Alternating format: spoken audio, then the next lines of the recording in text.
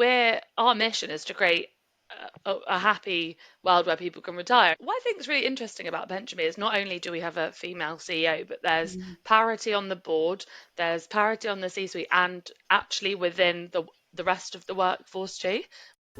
Welcome all to our financial wellness podcast, From Roots to Fruits, where we nurture our roots to grow more delicious fruits. I'm your host, Arlyne. Let's get started. Welcome back, everybody. Today I'm joined by someone who has been supporting Roots to Fruits initiatives, and we are so grateful. And I'm excited for this conversation because we can get into the details of how she got to where she is. She is the Women in FinTech Standout Power List from 2024. So that is so amazing that she's paving the way within FinTech. She is the head of brand and communications at PensionBee and the top 30 most influential FinTech marketers in 2025. So an award-winning marketer, and so happy to have her on our podcast. Welcome, Brooke. Oh, thank you so much. What a lovely introduction. You forget what you do sometimes, and then when you hear it reflected back, you're like, oh, wow, yeah, that is me. Yes, and I think sometimes we work so hard to accomplish something, and then it's like, oh yeah, I did Yeah, do that. So yeah, you're making waves, and so happy to have you on the podcast. How are you doing? Yeah, good, thank you. Thanks for inviting me on. I've been really excited to come and have a conversation with you. So thank Yeah. you. So just to introduce everyone to yourself in terms of your kind of your journey and your experience, do you mind kind of speaking through your journey through to being the head of marketing and comms right now? Yeah, so I actually joined the fintech space about 5 years ago now. I was always before that working on e-commerce or luxury brands, particularly at media agencies. And Mhm. then during COVID, I started a new role, another ecom role, got made redundant, and kind of just looked at it as a good chance to reevaluate what I want to do. And I was kind of interested in civil service roles or doing things that, like not for profit kind of work. And then I found fintech and I was like, oh, there's actually really cool things happening in the financial services space. I started at a different fintech, which was an SME lending platform. And then through that exposure, I came across PensionBee, and then the more I learned about it, I was like, "This, I have to work here." I was really inspired that there's a female CEO. At the time, they were going through their IPO to become a listed company. I really liked their mission about providing financial confidence and pension confidence and building a world where everyone can enjoy a happy retirement. I just thought, yeah, I want to work there. And so I've been at PensionBee now for 3.5 years. Started as the head of content, and then about a year and a half ago, became the head of brand and communications. That's really great. I mean, it's combining a lot of the things that you care about and get to do on a daily basis. And you said something key there. I think for as a woman that is in a space, a founder, and we don't really see a lot of women kind of at the top and running large organizations. Do you mind kind of sharing, in terms of working for an organization that's headed up by a woman, the difference in the culture and how people are treated?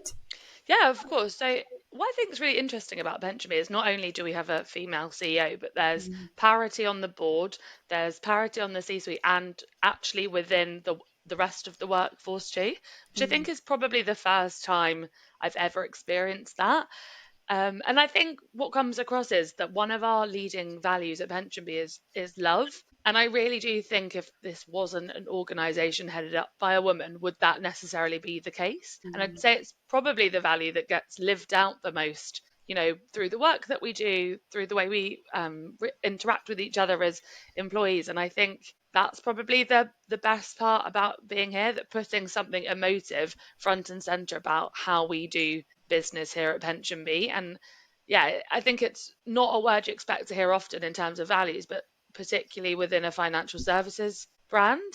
Yeah. You're so right. I think weaving in that human part of things into the business and showing that actually a business can be successful with when you treat people fairly. And I love that. Okay, we're treating people with love, and isn't that what we're meant to do anyway? So it's great that at PensionBee, that's something that's been weaved into how you actually run it. Both things can be true, and it's not a weakness, it's a positive thing. Yeah, exactly. No, I couldn't agree more. And if our mission is to create a happy world where people can retire, and that only comes from if we're actually taking our day-to-day business where we're showcasing love, treating people with love and respect. And yeah, I think that's part of the success of the business. Obviously, there's so much more that Romy you can credit to her, but I think creating a business where love is a key leading value that yeah, I don't think that is that common. Yes.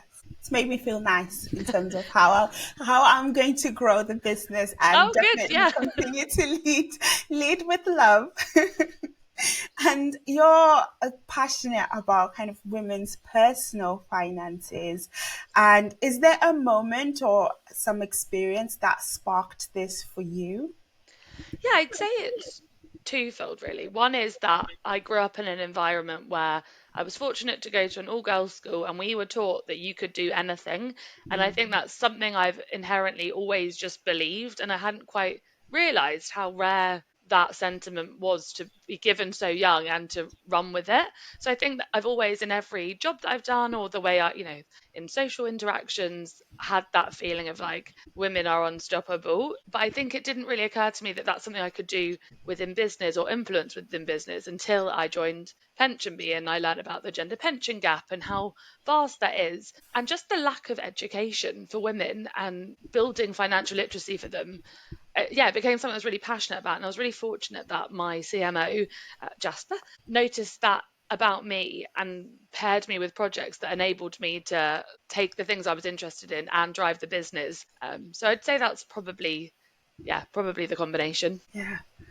Perfect. We need more of that, to be honest, because as you mentioned already, looking at the gender pension gap, it's something that needs a lot of people's focus to start to tackle. So if we have someone that is kind of looking at that within the pension industry, perfect. And I think it's needed across board as well. Yeah, and obviously it's something you do with Roots to Fruits, and I've been so fortunate in this role to meet more and more women in business doing great things. There are so many financial education platforms, and then even within that, specifically aimed at women alone, and that's actually a really powerful message. Whilst I think there's so far we need to go, the fact there are so many people within this industry trying and advocating for that and doing things within their day-to-day business to change it and advance things for the better for women. Yeah, it makes me really glad to get up for work in the mornings that that's something I can help achieve too.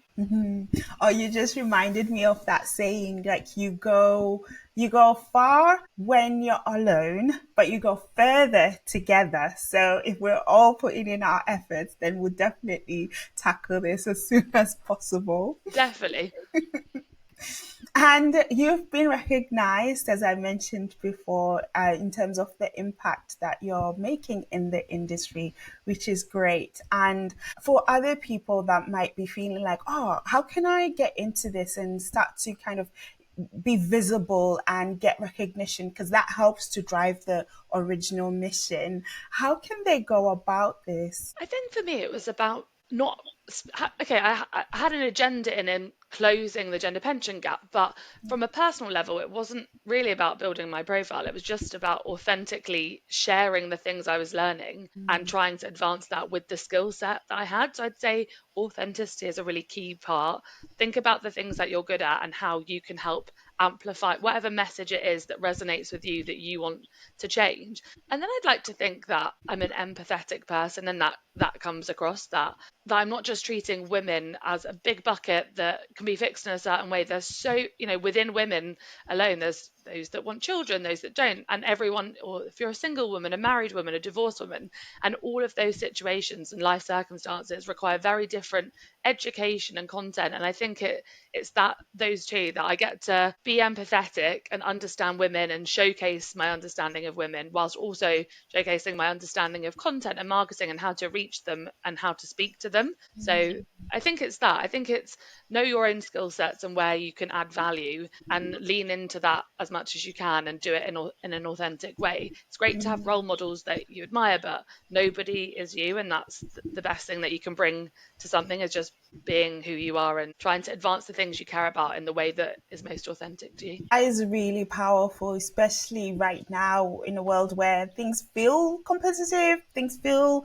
a little bit like showy when you're on social media. So some people are starting to look and feel the same and sound the same, but being authentic is what really gets you there. And then people start to relate to you a lot more. So I feel like that's a great, great message for a lot of people. And I think you hit the nail on the head that there doesn't need to be competition. There's enough space for everyone. It's great to be helpful and amplify the voices of other people when you have a platform, no matter how large. So I think it's that there's enough pieces of the pie, if you like. You don't need to take it all for yourself. And as you said earlier, that doing it alone is one thing, but doing it alongside other people with the same mission and purpose makes it 10 times more powerful. Yes, yes. And in terms of the kind of the gender pay gap that we were talking about, or just understanding pensions across the board, to be honest, because I think this is something that a lot of people feel like they should know about, don't fully understand, but think that it should be important, but not right now. Like, I'm not yet at pension age. I was actually speaking to a client, and she's a business owner, and she's just turned 40, and she was like, I think now I need to focus on my pensions.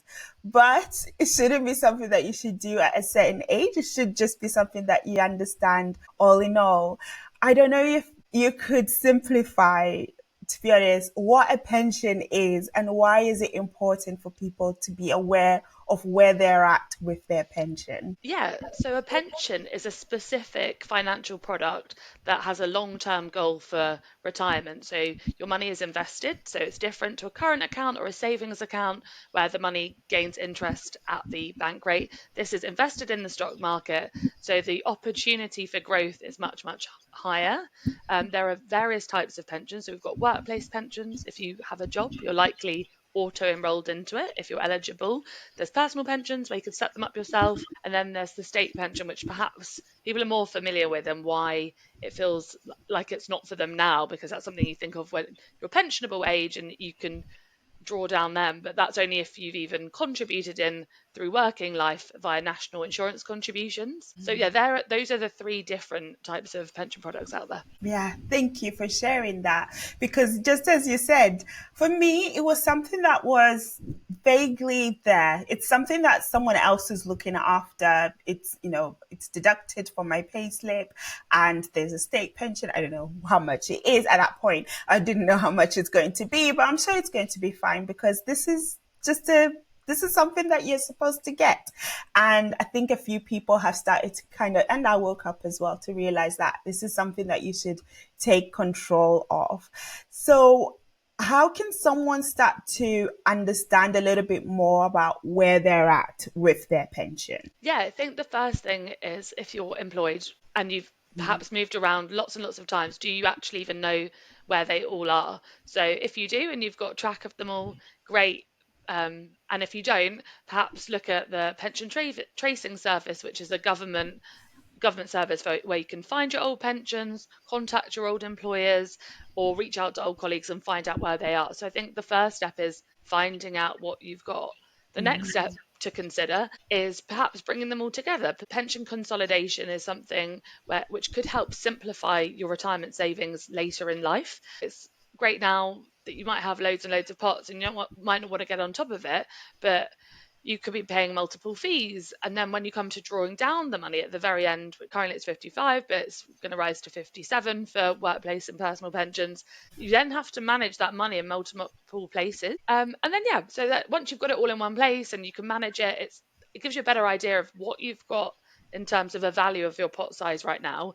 And helping you understand where you may want to get to. So there's loads of great free calculators out there where you can input your pot value now, the contributions you add in, what age you want to retire, and how much you may want to take as an income. So I think the combination of those things are a great initial step of getting round your pensions and understanding where they are and how much they are before you can even start taking action beyond that of, increasing the contributions or whatever else it is you'd like to do next. Yeah, thank you for pointing that out. I mean, something that I sat down and started to think about is how much do I actually need when I retire?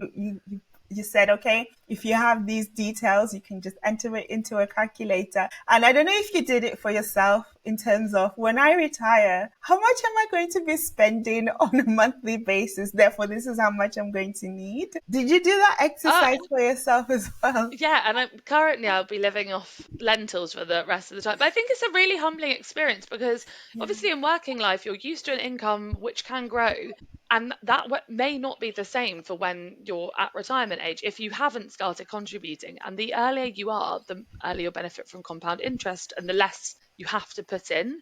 Mhm. So that's the importance of starting early. But equally, if you haven't started, there's never too late a time to start. And one thing, I guess, on how much you may need, obviously, inflation is a factor. So we need to be investing to increase outside of inflation.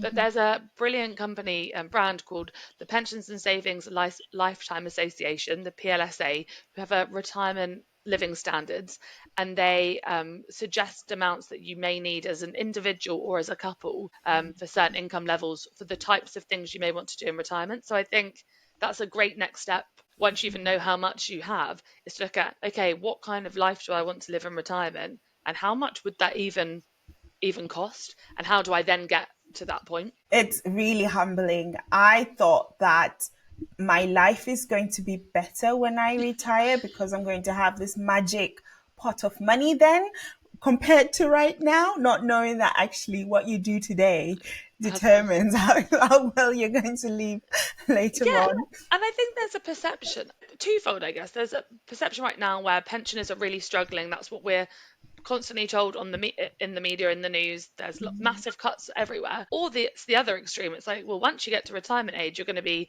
on cruises, you're going to be going on infinite holidays. But that's only possible if you've done the work during working life to set yourself up for retirement. So I guess it's that. It's like, what kind of life do you want to live for yourself? And I know I mentioned earlier there's the state pension, which does exist now for pensioners, but it's constantly changing. The age is constantly rising. It's actually not that much money. It's about £11,500 a year, which, if that's all you have to live off of, isn't going to get you very far. Exactly.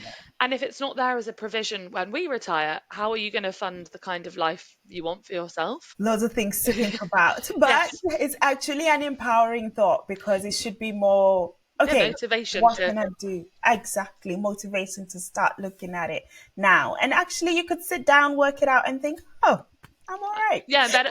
And I think that's why pension consolidation is a good step if it's right for you.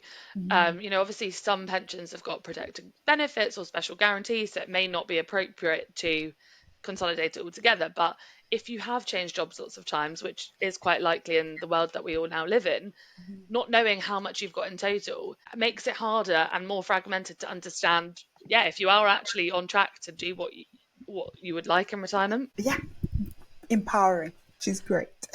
Thank you for sharing that. And in terms of, I've got some other clients that are self employed, freelancers, and this is some people have just started. Some people have been freelance for 10 years, therefore, they haven't had their employer paying into a pension. Can they start now, and what should they do? I think you did mention one of the products earlier, but if you don't mind repeating yourself for self-employed people. Yes, of course. So obviously, if you've always been self-employed, it's unlikely, unless you've set one up, that you have a workplace pension, because you don't benefit from auto enrollment. But there are flexible pension options out there. So at PensionBee, we have a self-employed pension, which enables our self-employed savers to invest their money on an ongoing basis as flexibly as they want, so they can put in as much or as little as they like each month, or in lump sums if they've had better months. And I think those kind of products really help self-employed savers. And also, you know this far better than I do, but depending on how you structure your business, whether you're a sole trader or a limited company, there are taxable benefits to your pension, which could perhaps even enhance what you're already saving. Yeah, thank you. And I think the thing is just taking control and then going and starting. One of the things that tripped people up, and also myself, was delaying, thinking I need to earn a certain amount, and maybe it's not worth starting now because I only have £50 or £100 to contribute towards it. But I like that you mentioned that also when you have a lump sum, when you do have a good month, you can contribute more than other months. And I It's think to nice. that point, that's probably one of the greatest myths we've been told. And maybe that's due to the evolution of fintech brands and challenger banks, where actually you don't need a large sum to get started. You can, Yeah. in terms of investing, you get started from £1. You don't need to be able to contribute every month. There, you can start small, but the earlier you start, the earlier you benefit from compounding returns. And that's the bit that builds wealth. It's not about putting huge lump sums in at the very end and expecting that to grow because you've not given it enough time to grow. So it's about getting started. And whoever you have your pension with, call them, ask them how much you can set up as a minimum contribution. Or if you've had a good work month, top it up then. If you get a bonus at the end of the month, end of the year, if you're employed, consider putting some of that in. Yeah, it's about reassessing on an ongoing basis how much you have and putting in what feels appropriate. Brilliant. I think everybody should use this initiative to start today. And I'm going to kind of move on to the role of brands and companies within financial literacy because, I mean, right now you're being visible and educating people so that they can understand what's available for them. So I feel like it's really important. What role do you believe employers and maybe financial brands should play in supporting financial literacy? So I guess it's twofold. I think in terms of the role of the employer, one thing that they can greatly impact is around shared parental leave policies. So that's one way of helping close the gender pension gap by enabling men and women to have the same amount of time off at the same paid rate. Because there's a huge gap when it comes to the amount of unpaid care that women do, or the amount of breaks they have from the workforce. And then when they want to come in, there's no flexibility for them. There's not enough part time roles or there's no flexible working. So that's one infrastructure that employers can put in place to enable women to come back into the workplace flexibly. You know, yeah, we're half of society. We can't just be removed from the conversation. And then I think more specifically as a brand, it's about representation. Far too often these products have been made traditionally by men for men. And so if we want to create inclusive fintech, we need to include women in the workforce. We need to include women in the product creation journey, seek customer feedback on the kind of products they would like to make. That's what creates an inclusive fintech brand and an inclusive product. But it's also about creating communications that suit their different life stages and their actual needs, and not just assuming or being patronizing to them. It's about talking in simple ways that are jargon free, where we're not excluding people from the conversation. And I think that's the biggest thing that brands can do, is make finances accessible to help people actually improve financial literacy. Yes, because a lot of people have pointed out that they don't understand something, therefore it doesn't apply to them. But actually, finances, they affect everyone in at every level, Yep. and it is the role of the brands, institutions, companies to maybe demystify finance as well. So that's a great point. And I wanted to add, when you're like, women are half of the population, and we're the population that births more people. So Yes. I feel like Yeah, we need to have gender inclusive policies that enable women to return to the workplace, because there are huge penalties to be paid for those times out. Um, One of the other things, actually, I just thought for employers is about continuing pension contributions when women are off on maternity leave, so that gap isn't compounding over time. Otherwise, we've done our own modelling where if you take caregiving opportunities, your pension could be £30,000 less in the long term than those that don't. So there are huge financial burdens for women that they have to overcome, and that requires society as a whole to tackle the issue. We can't keep putting the onus on women to resolve women's issues. That was a significant number that you just mentioned Yeah, that really sobered me up. 30,000. That's what, a year and a bit's worth of. yeah, and the opportunity for it to grow and Yes, benefit from investment growth in that time. So I think, yeah, it is really sobering, and it's something we need to tackle together and keep having conversations about. There are gaps, sadly, so many gaps that impact women. There's the investment gap, the healthcare gap, the pension gap, the pay gap, and these issues will only be tackled if, it's not just down to individuals, it's employers, it's policymakers to tackle together. everyone. Yeah. And you are someone that works within brand and communication. So this is something that I wanted to ask from your perspective in terms of engaging people, because the subject's not, we're not talking about the Met Gala here. We're talking about finances and pensions. So some people might automatically start to switch off. Yes. How have you engaged with kind of the community or people to just kind of understand how this is actually important? They shouldn't switch off. I think you hit the nail on the head there. It's about creating communities, whether that's online or in person. So, whether that's communities on social, by talking about issues that people have. We've got live feedback channels into PensionBee where customers can feedback, and our CEO, Romy, well, the whole business has visibility, but Romy reads every single one and takes action on those points.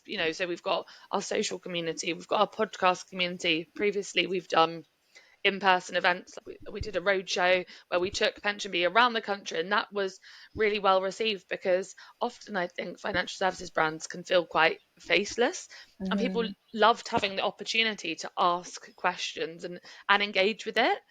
So yeah, I think building that sense of community and role models within those communities. But I think one thing that's worked really well for us is partnering with other community. I'm really fortunate that we've got to work together whilst working, and it's working with other brands that or individuals that have shared missions and values and amplifying those voices. So I think that's a key thing that I'm able Yay. to do through my work. Brilliant. I think this is a great time for the ad. It is never too early to start planning for your retirement. And that's where our sponsor, PensionBee, comes in. PensionBee are on a mission to build pension confidence and create a world where everyone can enjoy a happy retirement. Whether you've moved around jobs a lot and are looking to consolidate your pension into one easy to manage plan, or you're self-employed looking for a flexible pension plan which allows you to contribute as much or as little as you like depending on your income. It's easy to sign up, and you can do this via the link in the show notes. So, what are you waiting for? Take control of your retirement today, and remember, when investing, your capital is at risk. Okay, so in terms of the long term and thinking about the future, right now, a lot is going on within the economy and the world. So some people might feel like they just need to focus on right now and then think about the long term later, or they might think everything that's happening now is going to impact the financial future, and they're not quite understanding the nuances between how their pensions are being invested. You mentioned compounding interest before. Yes. The question, I suppose, is how can people avoid the noise, or should they be listening to what's happening right now to make better decisions? It's twofold. It's important to understand the economic factors that and geopolitical factors impacting our economy and your finances. But it is important to remember that a pension is a long-term product that is designed to go up and down in value, and it's important to continue investing and contributing no matter what's going on in the world. And it can be scary for people to see their value of their pension going up and down, and they may not understand why. But that's why we try to offer lots of financial content and education to help people understand what's going on and why that's impacting. As I said, sometimes people think that a pension is a savings product, so they don't understand why the value is going up and down. And I think the education piece around it being an investment product, and it's invested in the stock market, and the values of stocks go up and down and they're impacted by geopolitical events, that helps people understand and ease their worry. So I think Mhm. that's the role financial services brands play in moments like this, is providing the additional context around why it's happening and why it's a good time not to panic and continue as you were. Yeah, that's brilliant because a lot of people right now are feeling like I don't know what to do. But if they can go and engage with your content, whether it's researching on your website, listening to, I know you guys have a podcast as well, listening to that, so then they can ease their worries or learn what else they can do right now if there's any action to be taken. But it's great when you've got an organization that is actually looking after your pension so you don't have to make the tough decisions. Definitely, definitely. Yes. And someone else was asking, actually, I'll throw it in here, in terms of they were setting up their own pension plan, a SIP, and they were asked whether they would like more risk or less risk, and they had absolutely no idea. What can you tell someone in that instance?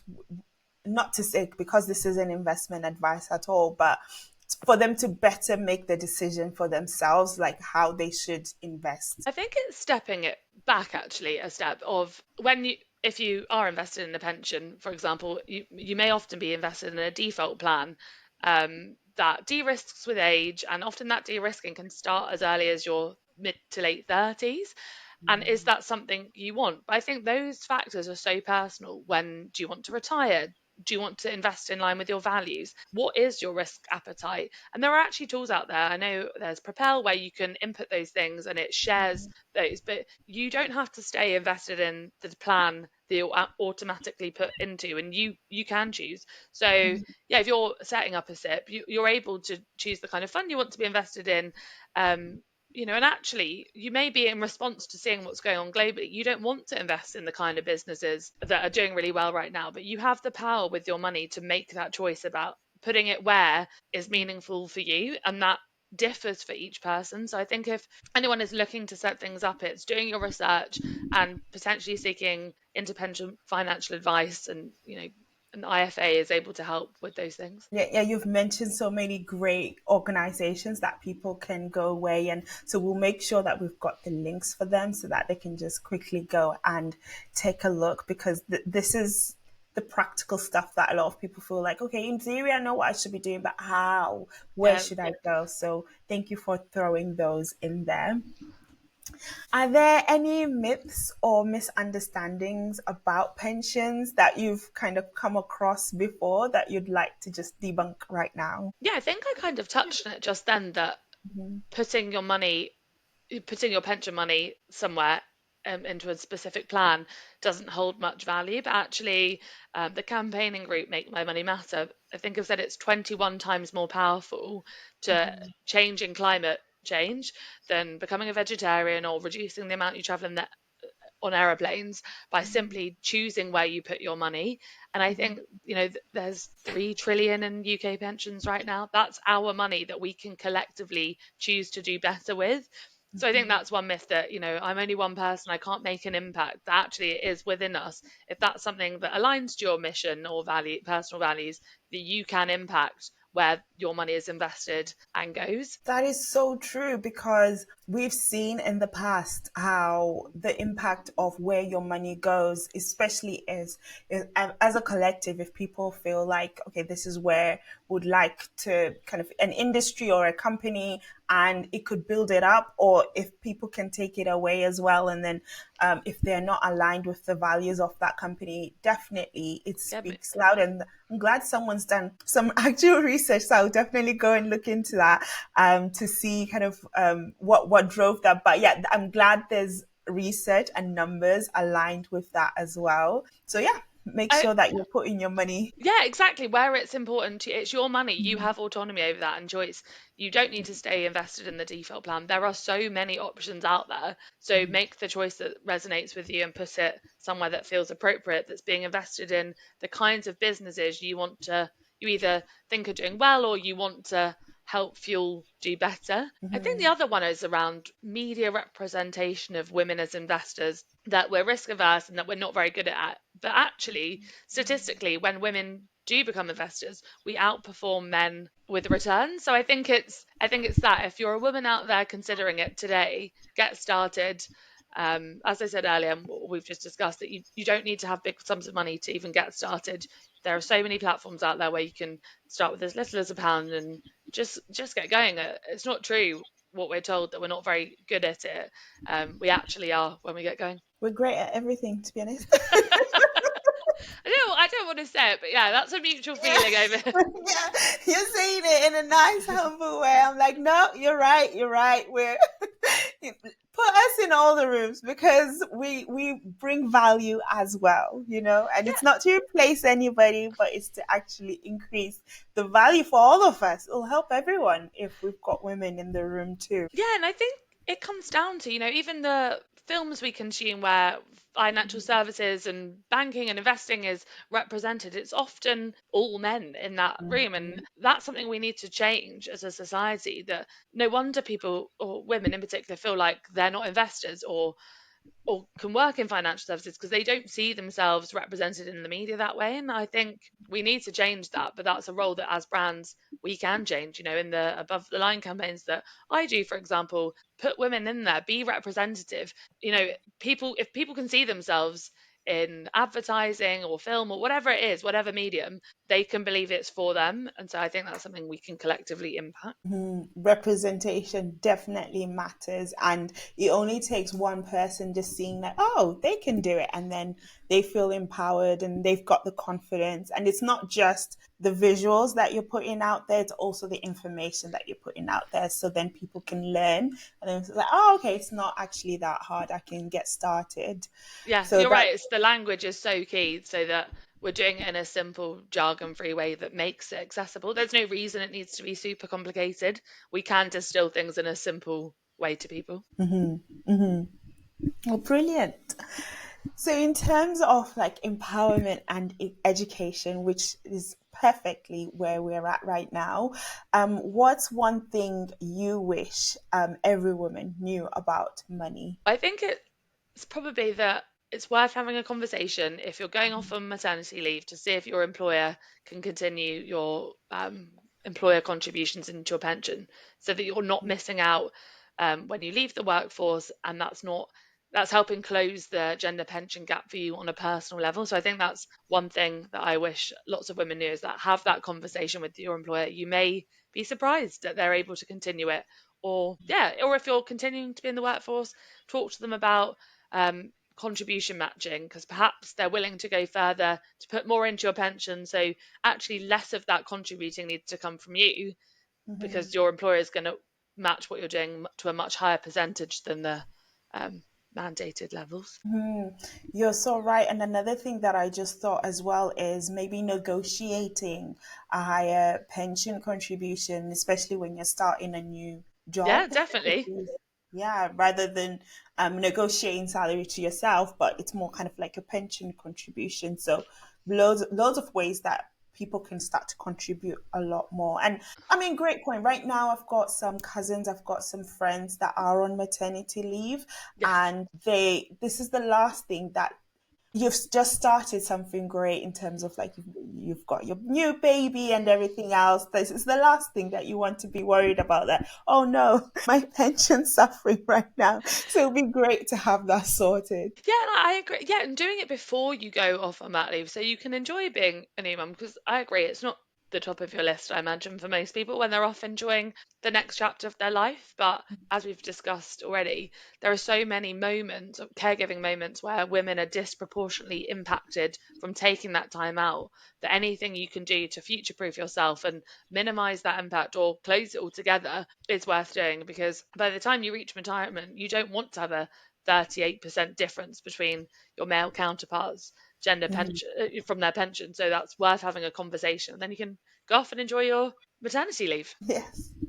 Great. And in terms of yourself, if you don't Yes. mind, what is it that you wish you had learned when you were younger, especially around your finances, being vulnerable, expressing kind of the mistakes maybe you might have made when you were young? I think I'd realised the value of financial education and that it's a skill we all need because we're all going to interact with money and finances. If I think at school, I can't think of one practical thing I learned, like understanding my pay slip, understanding what an interest rate, what it means, what is inflation. I didn't leave school knowing any of that.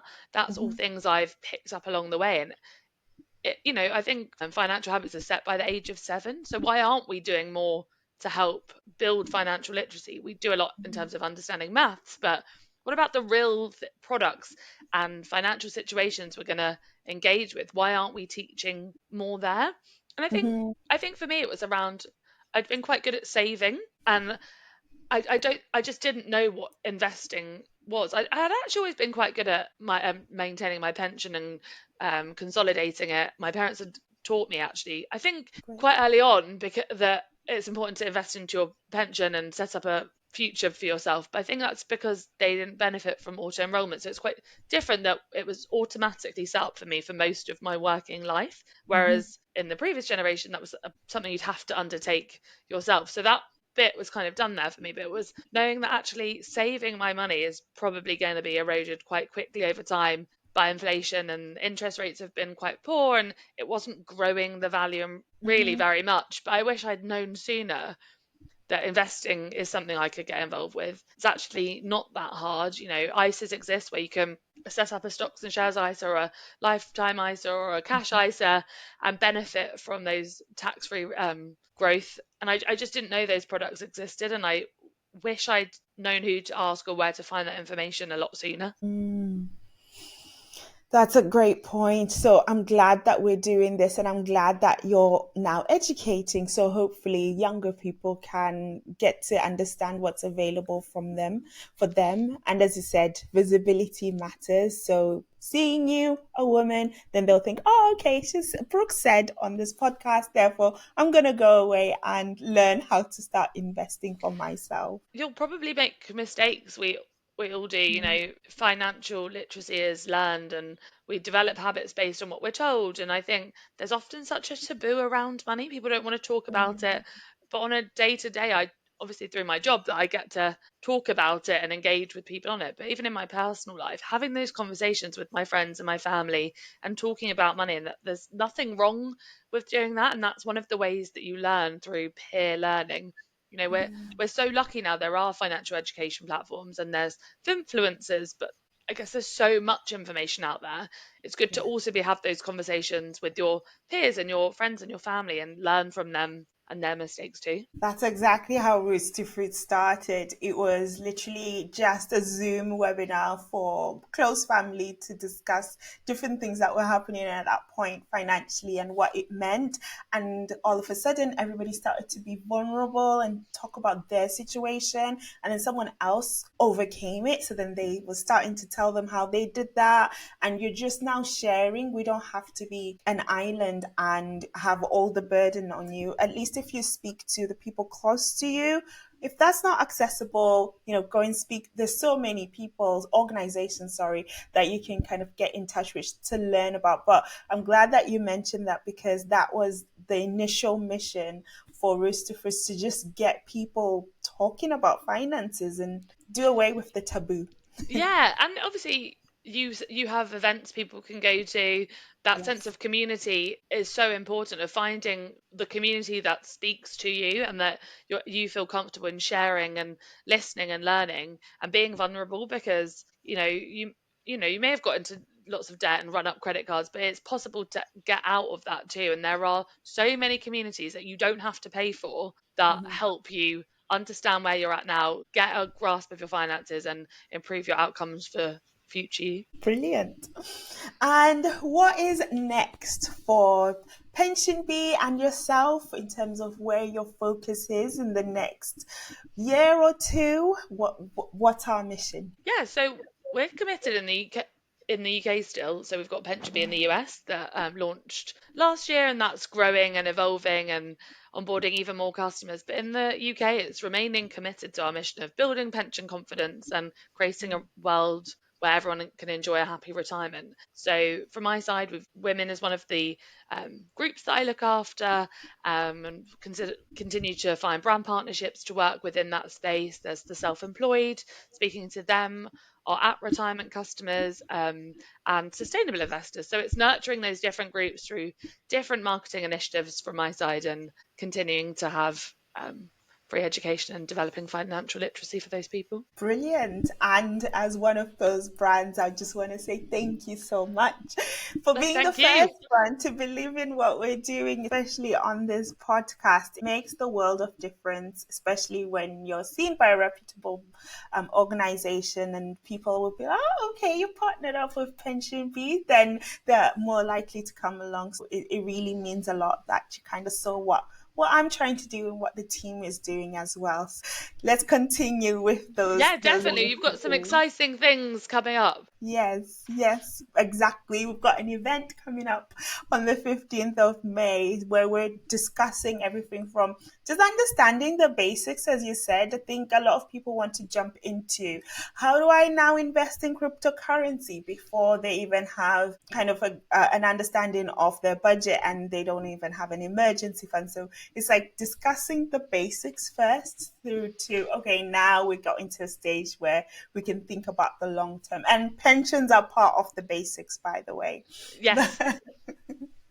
But yeah, so yeah, great things coming up. And I'm glad that you are continuing in as well with your initiatives and supporting more women. And I know you've worked with amazing brands that have delivered amazing events as well as campaigns too. So all of that really starts to add up. So well done from me. Thank you. One thing I actually just thought of in addition to that is as a business, one of the campaigns we're currently working on is the 10-day switch guarantee.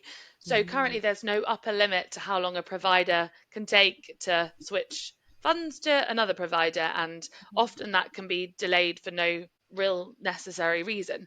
And we've seen it been mandated in for current accounts where there's the switch guarantee there and it automatically happens, and that empowers consumers to then have a better grasp of their money and do what they want. And we're campaigning for the same thing to exist within the pensions industry, because financial education is one piece of the puzzle, but simplifying the industry is another piece of it too. So yeah, that's a business thing that we're working on and pushing for. You're so right. We can only do so much as an individual. We also need the systems to work for us too. So great initiative. And finally, in terms of any books that you might recommend, it could be anything. It doesn't have to be finance related, but if it is, then great. Is there a book that you can recommend to people to read? I've got two actually. One finance, one not. Um, there's girls just want to have funds. Is a great book. There's also girls just want to have climate funds if you're particularly interested in more sustainable investing and learning. And then on a personal level, I recently really enjoyed Matthew McConaughey's book called Green Lights, and it looks into how life is a series of green, amber, or red lights at different moments that change the course of your life. And I really enjoyed that. So yes, whilst I love the world of finance and pensions and I'm often immersing myself in that in my own time, I do like to listen and watch other things too. Two great recommendations. I've added them to my list too. I loved Matthew McConaughey's. He acted in what was it, Interstellar, Oh yeah, and how complex that was. I can only imagine his book really gets into kind of yeah, he's just had such an provoking. interesting life, and yeah, he's clearly a great thinker and challenges the way. Yeah, I loved it. It was really great. It was one of those poolside reads on holiday, but I actually learned so much, not just about him, but about my own life and the way to think about things. So that was really helpful. Brilliant. And girls want to have climate funds too. I've definitely added that to my list because that's where my passion's going right now in terms of how am I impacting the world. So thank you for those No, you're recommendations. welcome. Can people get in touch with you? Can they connect with you on LinkedIn Yeah, or yeah. online? Just find me on LinkedIn, Brooke Day, and happy to have conversations. Obviously, I can't give personal finance advice, but if it's PensionBee related, pensions related, the gender pension gap, women investing, happy to chat. I love talking about those things. Brilliant. And also, as always, people can get in touch in terms of Pension B. We've got all the links as well, so they can find them in the show notes. Yes, head to pensionbee.com/uk, and depending on what your needs are, you can navigate through the site. There's loads of free resources. As we discussed, we've got the podcast, we've got our blog, Pensions Explained, free calculators, a whole host of things to get started with pensions or at different points in your pensions journey. Brilliant. Thank you so much for Thank you. joining us. That is all for us today, guys. Join us next week for some more seeds to sow. And please remember to support us by following and leave a rating on our show on whichever platform you're listening to us from. To those watching on YouTube, please leave a like and a subscribe to our channel. All of your support goes a long way. Thank you so much for joining us today. And remember, keep shining.